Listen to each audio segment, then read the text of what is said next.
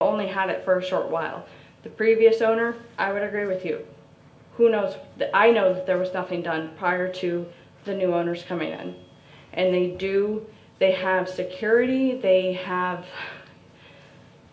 people monitoring the building. They don't want anybody going into the building and getting hurt. They have locked everything up. They have shored up all the broken windows and have put things in place to take care of the building, so it's not such an eyesore. Nope. Thank you, Melissa. Thank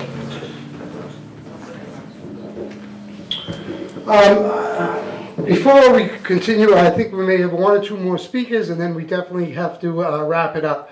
So thank you, Melissa. And I would, before we continue with the next speaker, do we have a date for an upcoming meeting that the councilors will be there? Oh. At the Legion? No, that's my ward meeting. Oh, it's going to be just your ward meeting. Yeah. And is it possible for Sherry, maybe you can invite Sherry to be there and she'll be able to present, because I did meet with Sherry in either late November, early December, and she mentioned that she was going to try to have she wanted to have a meeting for the residents of Gloucester about her plan, show us her plan. She wanted us to help design the hotel, apparently, and that meeting never occurred. So I think it might be a good step forward for her, if she can come and address the residents, and so we can maybe see what the plan is. And maybe even the other properties, if that's not too much of a stretch. But so yeah, Jean, did you want to say? Charlie? Can I just say, at that meeting, I would also like to know what, how much revenue they're expecting the hotel and new businesses, proposed new businesses, to bring to the city. I'd also like to know exactly how much tax revenue is produced from the fort today, from those businesses there. I think we can say that that the fishing industry isn't dead as much as we want, but we need to present people with hard fact, I think. I don't know who would be able to come up with those numbers, the individual businesses or the city? I don't know. The city should have them. The city should have them. I think also individual businesses can say how many jobs they provide as well. Yeah, and that's another thing too. We're talking about the jobs that's going to provide. Chambermaids and parking attendants for a $75 million high-end resort aren't really the jobs that are beneficial to a working waterfront. I mean, it's, to me, anybody else? Anybody else want to talk before we wrap it up? Yeah, in the back. All right. Well, I'm gonna caution you to be brief, because we're gonna wrap it up. I apologize for yelling out, Melissa, but my house looks directly on that bird's eye building. From my bedroom to my living room. I walk the beach every day. It's the residents that live down there that clean up the beach. Since Tyler had his paddleboard business, he comes every morning, even though the summer's gone. When I say nothing has been done, I haven't seen people near that building since they had a bunch of people cleaning out the inside. I saw them cleaning up the sand. They did go down and clean up the parking lot. I witnessed that, so. But my theory is, when everyone talks about it an eyesore, and it's been an eyesore for 100 years or whatever, forget about that. He's that thing between the studies of what they're going to have to do about widening the streets, the sewerage, the water pressure. Who's going to pay for that? Is the city going to be responsible? Are they going to pay for it? Secondly, I have been talking for a year and a half, because I was privy to information that that was a private beach. And no one believed me. And people say, oh, Jim Davis isn't going to do that. Well, I come from Lawrence. I know what Jim Davis's factory looks like. I know why he put that factory in Lawrence, because he could get cheap, uneducated people to make his sneakers. The only people that make money are the engineers in the research department. Minimum wage. I lived in Boston outside Copley Square. The hotel workers went on strike because they weren't even getting minimum wage. It was only when they went on strike and joined the restaurant unions. There's a crazy Italian guy that's fierce and has taken on everything in Boston. It was only then that they started to make minimum wage. They received no benefits. So when people talk about the jobs, we're going to get construction jobs to build it. But what happens after it's built? Why do we need another half cruise port built on Pavilion Beach? It's within walking distance. Do we need another restaurant or an outside bar or a spa and all these other amenities? I live at 11 Beach Court. My house was bought, and I have a real good feeling that the reason those houses were bought is because it's going to give a road access right to Stacy Boulevard. So they won't have to deal with the businesses on Commercial Street. What's going to happen to the businesses like Ann's on Commercial Street when the high-end tourists come in and complain about the smells? Do you think tourists are going to go down there in the winter?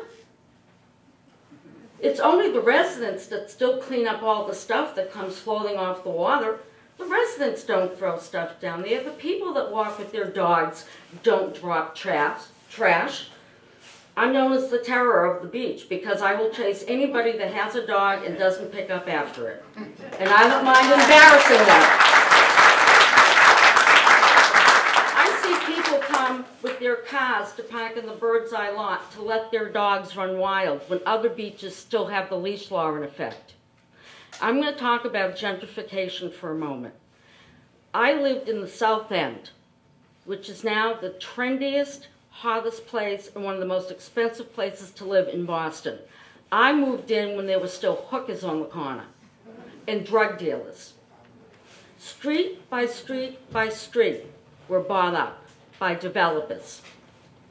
People came in, they would buy rows of townhouses, and they would offer them a sum that to the people that were just average working people thought they had won the lottery. As it progressed from Copley Square down to Mass Ave, it was a different zip code. I was fortunate to have a Back Bay zip code. The new people were upset because their zip code in the book at the post office said Roxbury. And they were mortified that, God forbid, they should be known as living in Roxbury. What did? They petitioned the post office to have the zip code changed to South End. And when people think that that beach may not become private, I lived in my apartment for 22 years. I looked across the street at what was a private park, abutted by the owners of all the townhouses on my street, Tremont Street, Dartmouth Street, and West Canton Street. Well, as time went on, everybody knew everybody because we had the first street patrol in Boston. We used to sweep our street. We used to have picnics on Sunday in the park because the gate was never locked. Well, as time went on, about a year before I moved out, now I looked at this gate for 22 years from my bay window. It was at Christmas time, and they were having singing and hot cider, and the gate was open. And I walked in with a friend of mine to look how they decorated the trees. And some woman came up to me and said, "Who are you?" I said, "I'm Judy. Who are you?" She said, "What are you doing here?" I said, "I'm looking at the trees. Looking at my bump into a neighbor." She said, "Well, this is a private park, and you're not welcome." And I looked at her and I said, "What condo do you own?" I know every house that's owned. The house next to the gate, my father worked with the son. They've been here 50 years. And you have the audacity to tell me I'm not welcome into this park because you moved here 2 years ago and paid $500,000 for a condo? That's what gentrification means. Now, I'm not saying Jim Davis is going to do that. I'm just saying that you have to open your eyes. It's a slow process, but it creeps and creeps and creeps, just like the ocean creeps up when it comes high tide. Unfortunately, with gentrification, it doesn't go back out.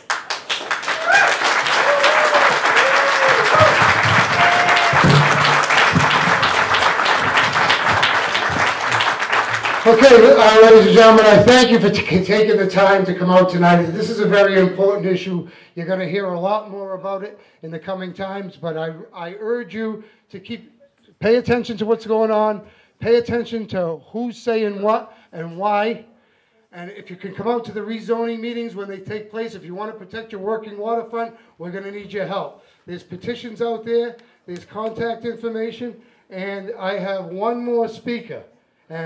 And then we definitely got to wrap it up. I know people got to get going home. And Valerie?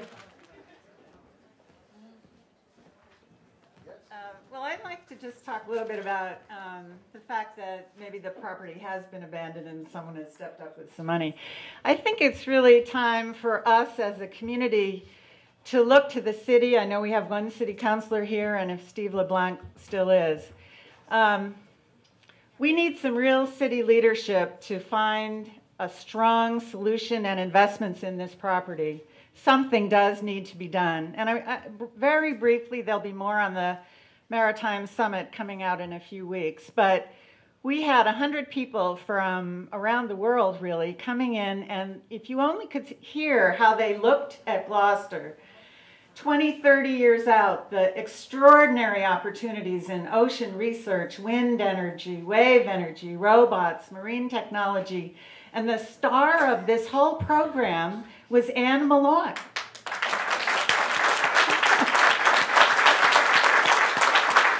And people from San Diego and Canada and Rhode Island, they said, you in Gloucester have huge opportunities, and more than that, huge talents here. You don't even see it yourselves. You can't see it because some line has come along that everything's dead and we have to make way for tourism and luxury hotel complexes. What we really need is leadership in ourselves as members of the community and leadership from the city government to make a reality what everyone saw that November. And I have to tell you that Gloucester has received so little outside investment for decades.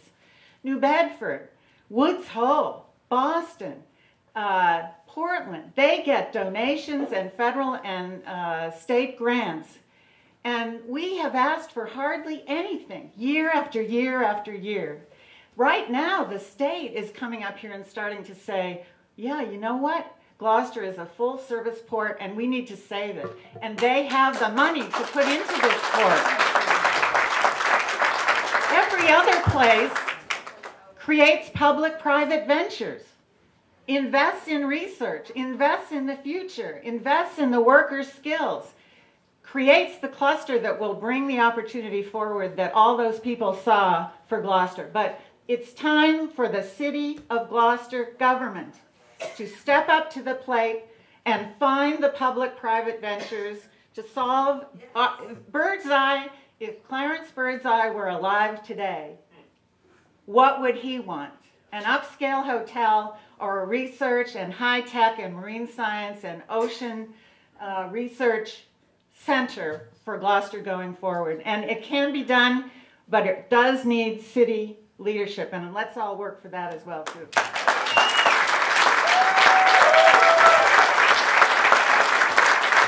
Thank you, Valerie. That hits the nail on the head. That's what I would say if I had the knowledge. So, did you want to say one more thing, Marielle?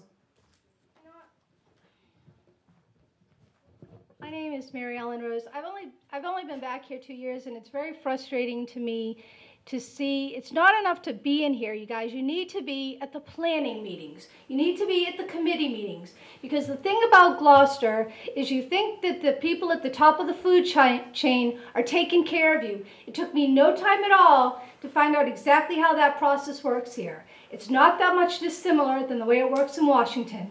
And believe me, in D.C., we live like kings off of the money that you pay in your federal taxes. If you don't want the same thing to happen here, if you want people like Jim Davis to come in and invest in your community, you have the right to determine how he uses that property. But you're not going to do it by sitting up here and speaking ignorantly and making the city look like it is full of ignorant people. If you would not allow the zoning to happen, it's not just